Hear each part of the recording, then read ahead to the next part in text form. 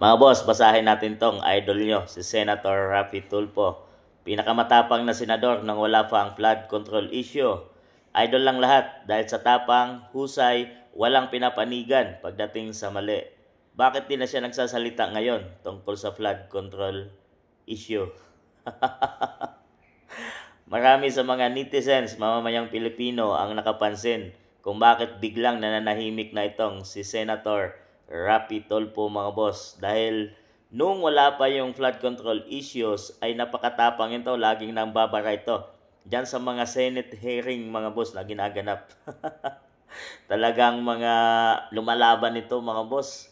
Alam naman natin, kilala natin to, lalo na doon sa kanyang program mga boss, no? Na dami niyang inaayos doon, mga nag-aaway na mga mag-asawa. Kaya nga ito nanalo mga boss dahil inaasahan natin na siya yung magiging boses natin dyan sa Senado.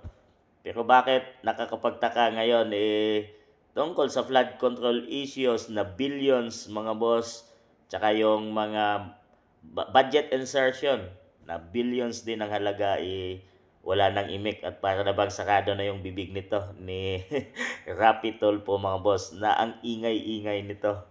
Talagang nakakapagtaka mga boss. Ano na bang nangyari sa idol natin? Bakit na nahimik na ito ngayon sa PBBM administration? Parang tikom na ang bibig nito at wala na tayong naririnig na binabanggit itong mga flood control issues na dapat labanan sana niya mga boss. Mayroong kasabihan mga boss, no, na ang batang umiiyak, tumitigil yan pag nabigyan ng candy. Sa tingin niyo mga boss, nabigyan ba ng candy si Senator Raffy Tulfo?